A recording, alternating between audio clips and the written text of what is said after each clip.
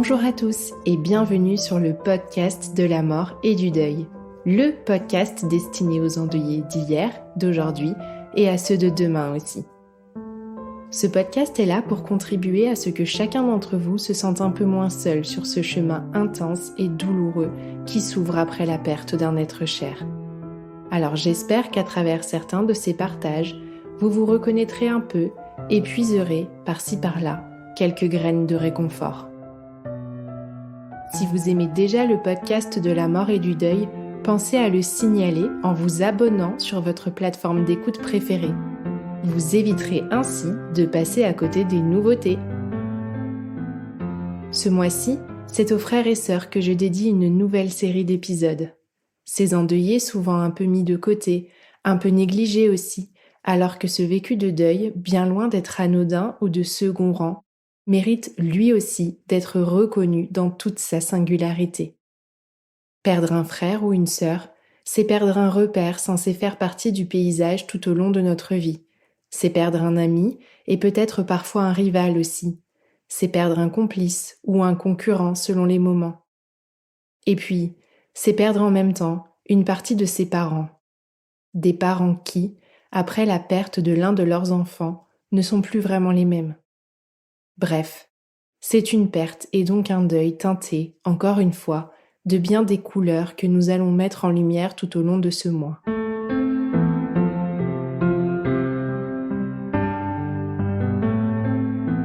Avec quelques jours de retard, mais dans un élan de solidarité toujours d'actualité, cet épisode du podcast de la mort et du deuil s'inscrit aussi dans l'initiative du Podcaston. Plus de 300 animateurs et animatrices de podcasts se sont en effet mobilisés pour mettre en lumière le monde associatif, ses actions et valeurs. C'est donc aussi dans ce contexte que j'ai le plaisir d'accueillir mon invitée du jour, représentante de l'association Apprivoiser l'absence, qui organise depuis plus de 10 ans maintenant des rencontres dédiées aux frères et sœurs endeuillés.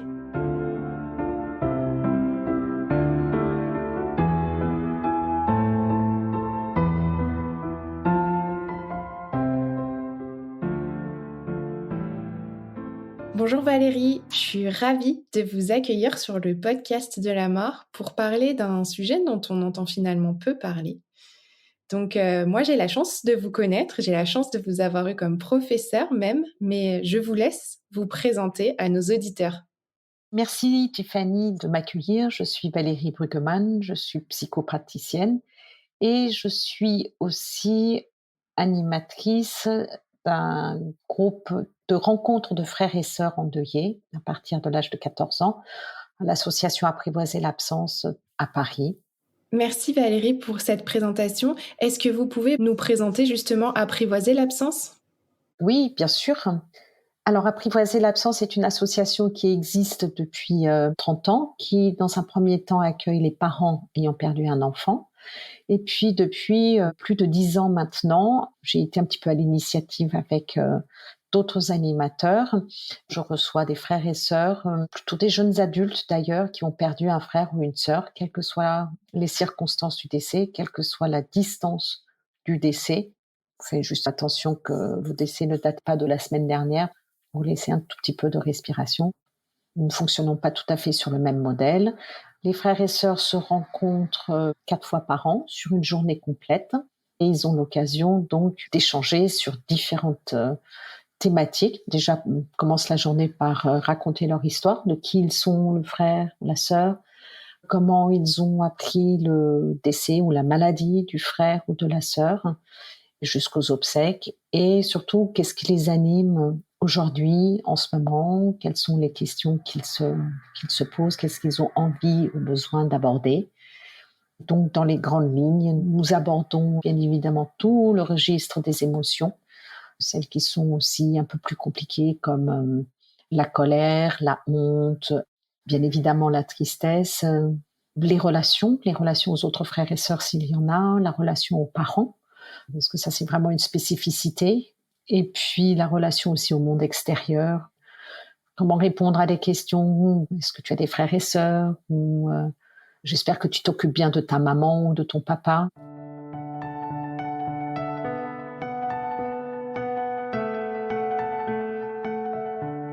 Pour commencer, j'avais envie de vous demander, qu'est-ce que c'est finalement une fratrie? Alors, une fratrie, c'est d'avoir des frères et des sœurs, au moins un. Et la première chose, en fait, que j'ai envie de dire et ce qui constitue la particularité aussi, par rapport au deuil d'un frère ou d'une sœur, c'est vraiment sentir, savoir que nous sommes issus du même ventre, issus de la même graine. Et ça, c'est archaïque, c'est inscrit dans les cellules. C'est tellement bien inscrit dans les cellules que même des frères et sœurs qui ont un très, très, très vague souvenir d'avoir eu un frère ou une sœur vivant à un moment donné, le ressentent, peuvent le ressentir de façon d'abord très confuse, certaines fois de façon vraiment physique. Et ça, c'est vraiment la première chose, c'est qu'il y a du même. Il y a les mêmes parents dans la même maison et nous partageons les mêmes parents ou nous sommes en rivalité par rapport à ces mêmes parents. Donc, c'est toute la complexité entre je t'aime et je te hais, parce que nous devons nous partager les mêmes parents et les mêmes espaces. Et c'est exactement ça qui est structurante aussi pour la fratrie. Vous avez, commencé à nous en parler, mais peut-être qu'on peut approfondir les spécificités de ce lien entre frères et sœurs? Alors, il y a vraiment ce socle commun qui est biologique, qui est héréditaire, qui est chromosomique. Il y a l'histoire en commun, il y a les événements, les lieux, les objets, les chambres, les vêtements qu'on se repasse peut-être. Ça fait partie effectivement des spécificités. Les frères et sœurs, si les parents, je dirais, transmettent des outils, si on peut appeler ça comme ça, d'un savoir-vivre ensemble, en fait, ce sont les enfants dans la fratrie qui vont les appliquer et puis aussi se servir entre eux. Donc, ça peut faire complicité, ça peut faire rivalité, mais c'est tout ça qui, comme une micro-société où ils vont pouvoir exercer tant le pouvoir que l'entraide, que de la misère, certaines fois, hein, ça peut être un petit peu tyrannique, parce qu'il y a toujours une recherche de place, une recherche de qui va être le préféré du parent ou des parents, et tout ça fait partie aussi de la construction de ce qui est du lien fraternel, de ce qui constitue plus exactement une fratrie.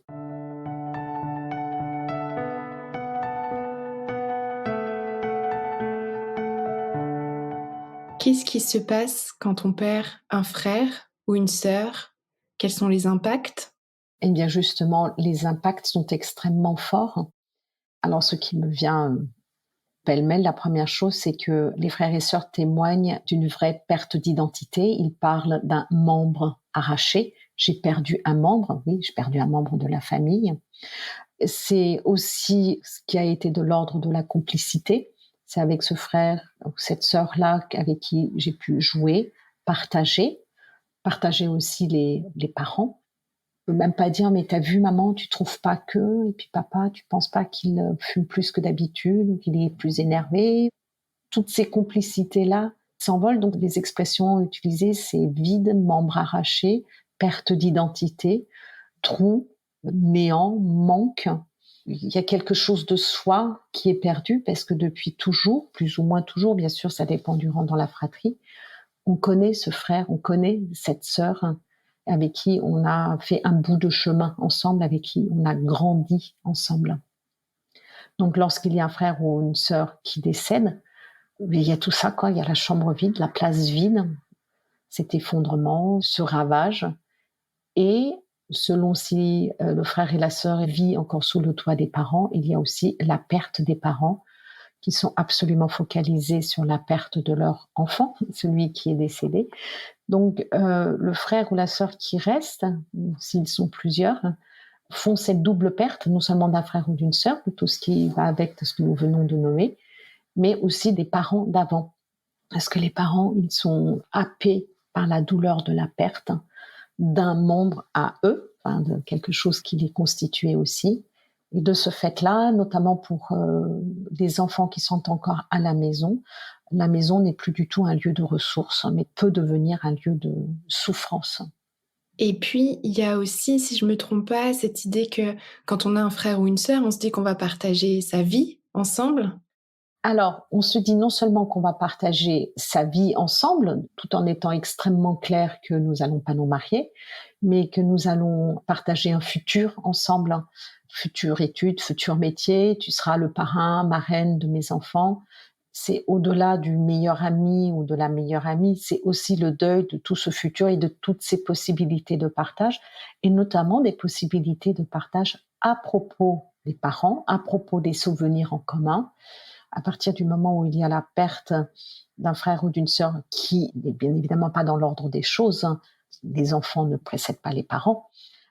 Donc, à partir de ce moment-là, il y a un avant, il y a un après, c'est-à-dire que sur la ligne du temps de la famille, du frère, de la sœur, il y a une véritable rupture qui vient s'inscrire au moment du décès du frère ou de la sœur, ce qui n'est pas dans l'ordre des choses. Dans ces pertes des frères et sœurs, on a beaucoup évoqué la fratrie, l'aîné, le cadet, le benjamin. On sait qu'il peut y avoir aussi des spécificités dans le cas de jumeaux. Est-ce que vous pouvez peut-être nous en dire quelques mots? Oui, les jumeaux, la jumelle, en fait, c'est comme un couple. Il y a quelque chose qui est extrêmement lié et la perte est ressentie physiquement de façon encore plus importante. Et les jumeaux et les jumelles disent à quel point c'est encore plus fort que si ça a été un autre frère ou une autre sœur. Nous avons eu aussi dans les groupes de rencontres des cas de fratrie où il y avait un couple gémellaire et cette jeune femme vivait ce deuil de façon très différente que ses autres frères et sœurs. Il est difficile de mettre véritablement des mots, mais on sentait qu'il y avait quelque chose d'encore plus fort dans cette perte-là. Je dirais qu'elle était presque kinesthésique, en fait, épidermique de surcroît. Alors que les frères et sœurs dans une même fratrie, si la fratrie est plus importante, les deuils ne se font pas de la même façon, de façon décalée ou différée. Mais il y a cette sensibilité supplémentaire. Ils ont été très très proches dans l'utérus et c'est quelque chose en termes de mémoire qui ne se quitte jamais vraiment. Il y a aussi quelque chose de à quel moment je perds mon jumeau ou à quel moment je perds ma jumelle. Ça peut être aussi à la naissance. Lorsqu'on perd un jumeau ou une jumelle à la naissance ou in utero, il y a quand même quelque chose de l'ordre d'une mémoire cellulaire, ce qui peut paraître totalement abstrait comme ça. Et cependant, le jumeau ou la jumelle sent que réellement, quand même bien que ça a été parlé, il y a un manque qui peut se sentir de façon physique. Et que là, il y a aussi véritablement besoin d'aide à formuler et pour pouvoir se représenter au mieux de ce qui s'est passé. Pendant qu'on passe quelques instants sur des liens fraternels un peu spécifiques, et puisqu'on aura un témoignage aussi avec cette spécificité, est-ce que vous pouvez peut-être nous parler de la perte et du deuil d'un frère ou d'une sœur porteur d'un handicap? Alors, les frères et sœurs qui ont perdu un frère ou une sœur handicapé sont tiraillés entre l'envie de réparer le handicap en étant de bons enfants pour leurs parents, et ils sont tiraillés aussi par la culpabilité d'accentuer les limites de l'enfant handicapé. Donc, en fait, les rivalités, les jalousies qui sont retenues se transforment en attention excessive pour les parents et en parentification. Donc, la parentification, c'est de devenir le parent de ses propres parents, et bien aussi en agressivité vis-à-vis d'un tiers ou vis-à-vis d'eux-mêmes. Donc, de toute manière, la relation, elle est déséquilibrée. Il n'y avait pas d'égal à égal. Et cependant, la perte est, on ne peut pas comparer, mais j'ai envie de dire tout aussi dramatique et traumatique. Parce que face au décès d'un frère ou d'une sœur handicapée, il y a aussi beaucoup de culpabilité. Peut-être avoir souhaité cette fin de vie parce que insoutenable, parce qu'extrêmement difficile, de la honte d'y avoir pensé, et en même temps énormément d'impuissance face à l'handicap, de l'incompréhension, du sentiment de rejet, des sentiments d'injustice, des sentiments d'abandon. Donc perdre un frère ou une sœur handicapée, c'est aussi flirter avec tous ces sentiments-là. Et toutes ces ambivalences, du coup. Et toutes ces ambivalences.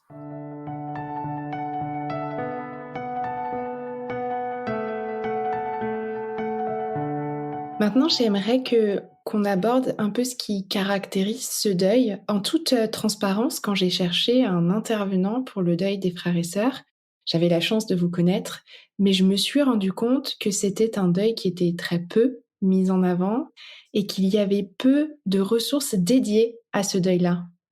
C'est-à-dire que l'inconscient collectif porte le fait que de perdre un enfant est pour la maman la douleur suprême.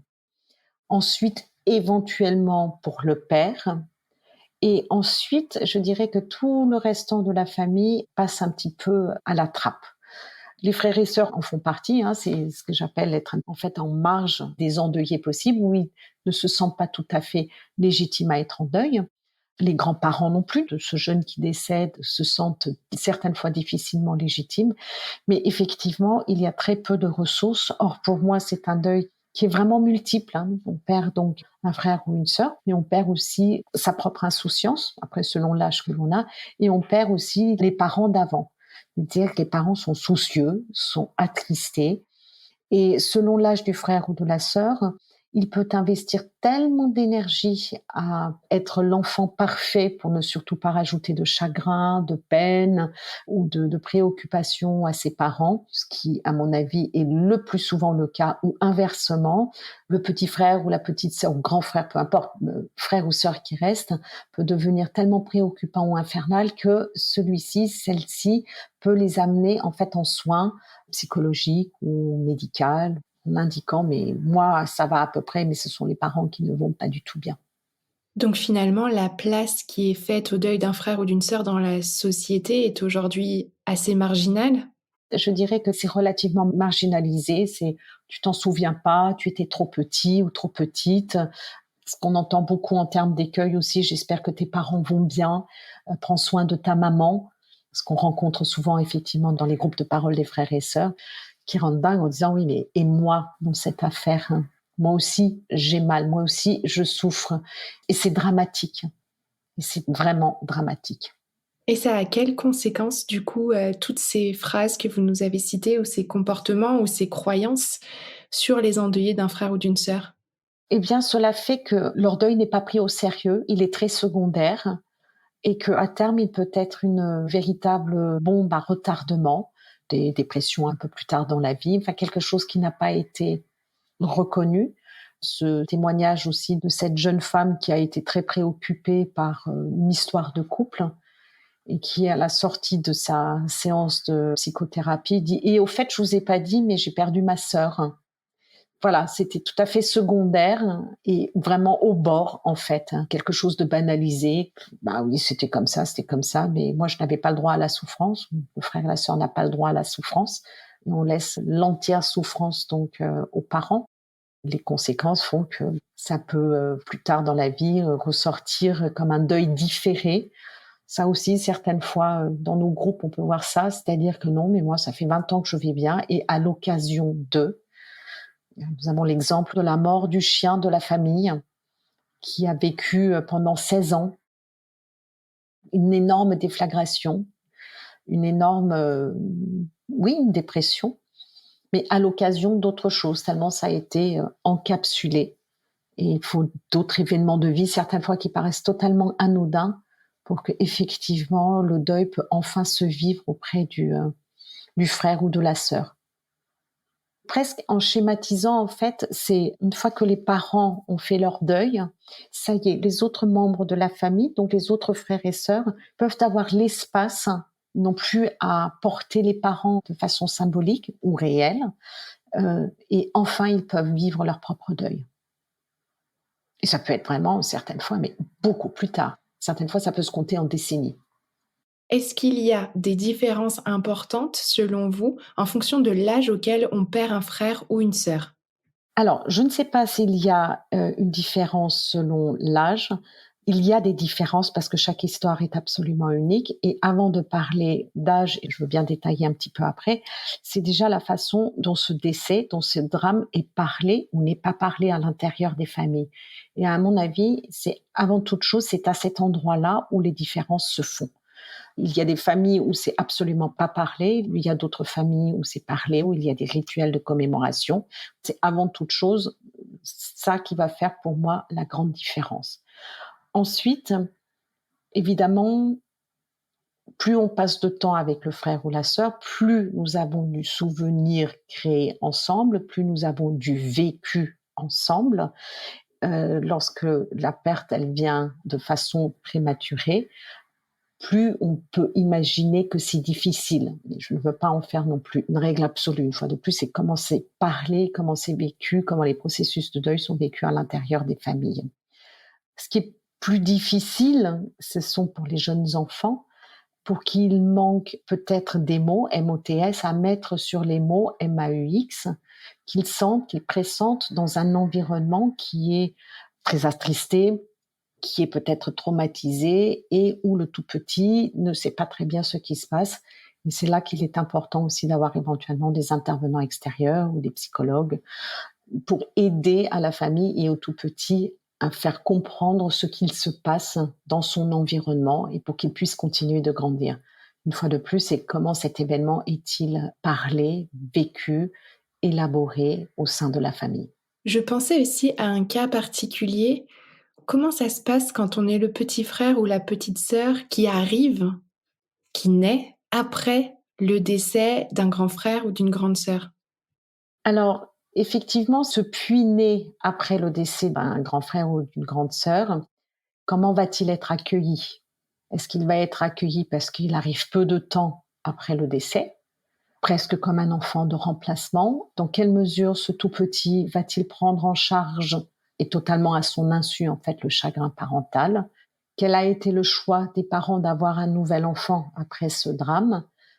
Et une fois de plus, comment tout cela va-t-il être parlé à l'intérieur de cette famille? Je pense que toutes les histoires sont tellement uniques et particulières. Alors, on peut bien un petit peu élaborer, comment dirais-je, des théories psychologiques à ce niveau-là. Il arrive et cet enfant-là sait, sent qu'il y a un manque. Mais est-ce que ce manque devient une espèce de fantôme un peu angoissant ou alors dans son évolution, elle sait qu'il y a toujours eu cet enfant-là, même s'il ne sait pas mettre de véritables mots ou noms ou visage dessus. Est-ce que vous pouvez juste en quelques mots nous expliquer, ce que vous entendez par enfant de remplacement? Enfant de remplacement, ça serait par exemple un bébé qui meurt et très peu de temps après, un autre enfant vient à naître pour remplacer justement cet enfant qui est décédé préalablement. En fait, l'enfant décédé n'aurait pas eu sa place entièrement et le nouvel enfant, j'exprime ça presque tel un objet, viendrait remplacer. Et c'est assez dramatique pour le puits-né lorsqu'il est investi comme devant prendre la place de celui qui a disparu et de ne pas laisser suffisamment de place à cet enfant qui est préalablement décédé. Quand il y a des fratries aussi, admettons qu'il y ait un aîné, l'enfant cadet décède, l'aîné a aussi une histoire du puits-né qui est décédé, il y en a un autre qui arrive et comment tout ça, ça peut communiquer, comment les souvenirs peuvent se parler. Voilà, tout ça, c'est aussi l'histoire et de la responsabilité de la famille, enfin des parents notamment. Quoi qu'il advienne, cela bien évidemment a des impacts psychologiques sur déjà sur toute la famille, y compris sur les puits-nés. Qui du coup, quand je vous écoute, je me disais que sur cette notion d'enfant de remplacement, on ne laisse pas la place à l'enfant décédé, mais finalement, en donnant cette place de remplacement à l'enfant puîné, lui non plus n'a pas réellement sa propre place. Exactement, il a une charge psychologique qui est énorme, puisqu'il doit être encore plus vivant que celui qui n'a pas réussi à l'être. C'est très très lourd. Est-ce que pour vous, il y a des spécificités dans l'accompagnement de ce deuil? Je ne sais pas. En tous les cas, pour moi et aussi en tant que professionnelle, il y a le focus à mettre sur deux endroits. C'est-à-dire que oui, il y a la perte du frère et de la sœur, et puis quelle était la nature de la relation, et aussi de travailler la relation aux parents. Comment sont les parents? Que sont-ils devenus après cet événement? Donc oui, il y a cette spécificité de regarder le deuil presque comme un millefeuille. Il y a vraiment plusieurs étages. Et donc ce que j'entends, c'est que finalement, il faut bien garder en tête qu'il y a 2 pertes principales en une. Il y a la perte du frère ou de la sœur et la perte des parents d'avant, en plus ensuite d'autres pertes que vous mentionnez. Oui, exactement. Les autres pertes aussi, c'est des pertes de repères, très claires, hein. Ça dépend aussi de la relation avec le frère ou la sœur. Si les frères et sœurs étaient proches, ils fréquentaient peut-être le même établissement scolaire. Comment est-il possible de continuer à aller dans le même établissement scolaire? Quels étaient les amis? Est-ce que les frères et sœurs avaient des amis en commun? Bien évidemment aussi selon les âges. Voilà, se pose tout un tas d'autres questions de comment continuer alors que les parents sont extrêmement pris dans leur chagrin et ont certaines fois, pas tout le temps, attention, hein, il y a des parents aussi qui arrivent très bien à gérer les autres enfants, mais certaines fois, ça leur est particulièrement compliqué. Merci. Est-ce qu'il y a quelque chose qu'on n'aurait pas évoqué, pas mentionné, que vous avez envie de partager? Ce qui me vient là tout de suite, c'est un point d'attention que j'aimerais rajouter, c'est que lorsqu'il y a une fratrie et que c'est plutôt un aîné qui décède, le puîné va à un moment donné dépasser l'âge du grand frère ou de la grande sœur. Et ce dépassement d'âge est une période qui est particulièrement délicate, même sur le plan médical qui n'est jamais nommé, parce que subitement la personne peut se sentir particulièrement en difficulté, particulièrement mal, et on n'arrive pas à mettre de mots ou de sens ou autre, et il y a vraiment à un moment donné, tiens, je fais attention à cela, puisque cela fait X années où je viens de dépasser l'âge, donc ça sera toujours mon petit grand frère ou mon grand petit frère ou sœur, mais je suis aujourd'hui plus âgée. Et ce sont des périodes qui sont très, très, très délicates, hein. Donc, bien évidemment, les dates anniversaires de naissance, les dates anniversaires de décès et les dépassements d'âge.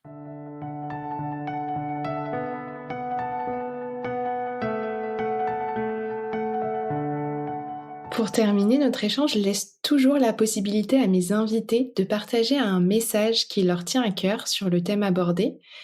Donc, je vous laisse le mot de la fin, Valérie. Alors, pour le mot de la fin, j'aurais envie de dire que perdre un frère, perdre une sœur, c'est vraiment une expérience humaine qui est à la fois terrible et lorsqu'on la prend à bras-le-corps, peut nous rendre plus humaines, peut nous rendre plus ouverts, permettre un autre regard sur la vie et aussi un autre regard sur les parents. Alors, peut-être que ça ne peut pas se dire de façon immédiate, mais les années passant et peut-être aussi avec un travail personnel, certaines fois, ou si on a pu s'appuyer sur des ressources comme des lectures, des podcasts, des films ou autres professionnels, en fait, ça permet de changer l'humain et d'avoir, comme toute situation de deuil, et dans la particularité du deuil des frères et sœurs, de changer le regard sur les autres frères et sœurs éventuellement, et puis aussi sur ses parents. Merci Valérie. Merci.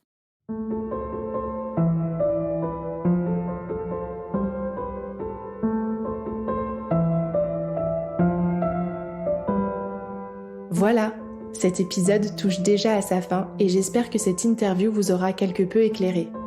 Si vous souhaitez en savoir plus sur Apprivoiser l'absence, soutenir l'association ou vous renseigner sur les groupes d'entraide pour parents ou frères et sœurs endeuillés, n'hésitez pas à consulter leur site internet www.apprivoiserlabsence.com.